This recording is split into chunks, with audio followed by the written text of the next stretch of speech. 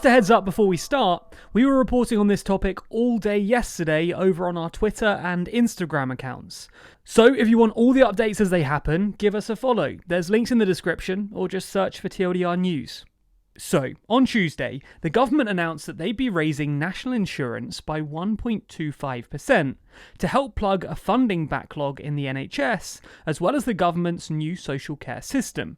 The government described the tax hike as the Health and Social Care Levy, and claimed that it would raise £36 billion over the next 3 years. According to the government, this money will be spent on the NHS for the first 3 years, and then move to social care going forward. This all isn't much of a surprise though. It was reported that the government were planning something similar way back in July, and the Times splashed it on Friday.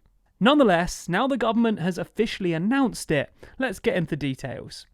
So, the tax rise is intended to pay for two things: the NHS funding backlog and the government's new social care system. Let's start with the NHS funding backlog. COVID has put a massive strain on the NHS, and the waiting list in England has increased from 4.4 million in March of 2020 to 5.3 million today. And if that sounds bad enough already, it's expected to get quite a lot worse, because over the pandemic, people didn't go to the doctors as much as they otherwise would. In COVID times, a trip to the doctors also involves increasing your risk of contracting COVID, which has unsurprisingly put people off. In fact, if you compare the number of people joining the NHS waiting list over the pandemic compared to pre-pandemic, you'll see that 7.4 million fewer people than expected joined the list than implied by pre-pandemic patterns. Which means that we could see another 7.5 million or so people join the waiting list relatively soon, once they make it to the doctor and get referred onto the list. And if this happened, it would take the waiting list to a total of 13 million people. And this is something that Health Secretary Sajid Javid actually warned us about a few months ago. This would be, by far and away, the longest ever waiting list, and would in practice mean that about 1 in 4 people in England would be on some NHS waiting list. To deal with this backlog, the NHS have said that they need an extra £10 billion annually, and this tax was supposed to go some way towards funding that. The second thing this tax is supposed to be funding is the government's new social care system. Social care is basically just helping people with physical or mental disabilities who can't look after themselves. The government is currently in a bit of a social care crisis for 3 reasons.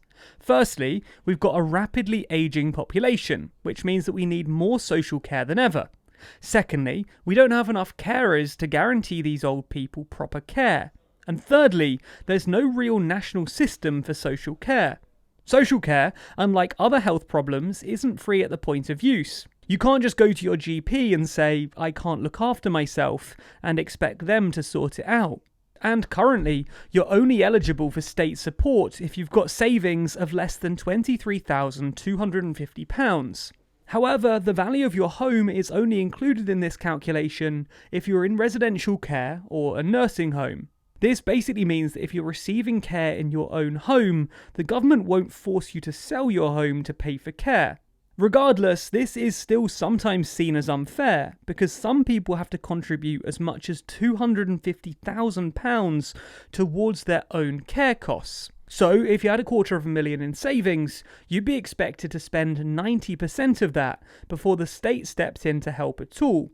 Also, if you're in residential care or a care home, unless you had £250,000 in non-property assets, then you'd have to sell your house. Although, under current legislation, this can be deferred until after your death.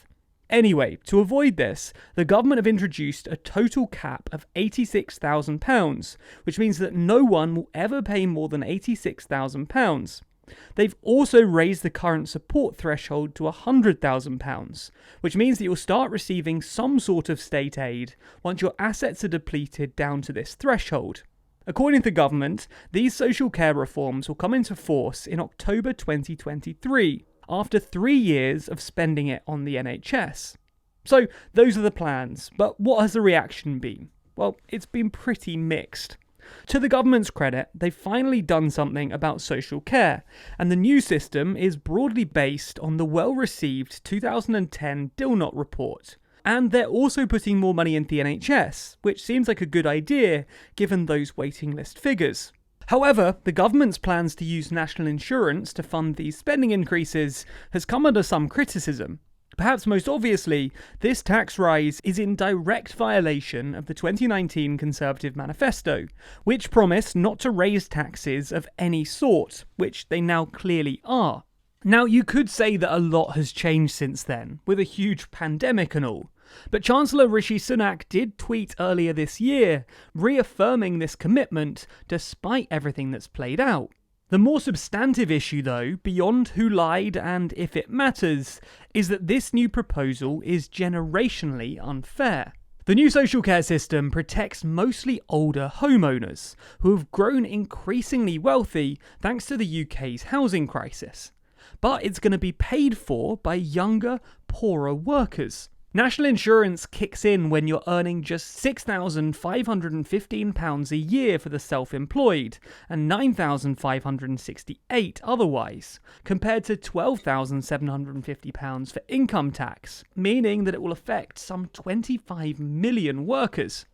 National insurance also mostly affects workers earning less than £50,000 a year, because you pay 12% on anything you earn between £10,000 and £50,000 a year, and then just 2% on anything you earn over that. This is basically the opposite of income tax, which increases the more you earn. However, it's worth noting that while national insurance isn't usually paid on pension income, the government has announced that this new health and social care levy would also cover income for those over 65. The ultimate complaint, though, is that this approach leaves today's younger workers saddled with higher tax rates to cover the costs of an increasingly wealthy older generation, rather than introducing wealth-based taxes which could impact everyone. And therefore, it's also been criticised for being unsustainable, because getting working-age people to pay for pensioners doesn't work when there are more and more pensioners every year. In 1971, there were 4.6 working-age people for every person over the age of 65. Last year, it was down to 3.3, and the Office of National Statistics predicts that it will fall to 2.3 by 2050. With more pensioners, this means that more money will be required for social care, but not enough working age people are around to be able to fund it. So, what has the response been? Well, some Conservatives, like Jacob Rees-Mogg, have come out against the idea, on the grounds that it involves breaking a manifesto promise, while others, like Philip Hammond and David Davis, are opposed to it on the grounds that it's unfair to tax young people to pay for old people's care. Former Conservative Prime Minister John Major also described the tax as regressive and recommended that Johnson use income tax instead of national insurance to fund the plans. Labour have also come out against it for the same reason, with Starmer saying that while he agreed that both the NHS and social care needed more investment, national insurance isn't the way to do it. However, this probably won't stop Johnson from getting it through though, for three reasons. Firstly, the government have already announced a suspension of the pension triple lock, which will alleviate concerns that the government is unfairly advantaging pensioners. Secondly, there are rumours of a cabinet reshuffle on Thursday, which will incentivise MPs to keep quiet if they want to get promoted. And thirdly, it's actually pretty popular with the public, so that should give them some momentum. So what happens now? Well, Johnson does look like he's got a fight on his hands, but the problem for him is that there's no easy options. National insurance is unfair, but if he swaps to income tax, he'll annoy the older homeowners that constitute the Conservative base. He could just borrow the money, but Conservative MPs are becoming a bit uncomfortable with the level of borrowing at the moment. Or they could cut spending elsewhere, but that won't be politically easy either. So, what do you think? Has the government done the right thing? And who should be shouldering the cost of this crisis? Let us know your thoughts in the comments below, or in our Twitter polls. As I said at the start, we've been discussing this, as well as a bunch of other topics on our Twitter and Instagram.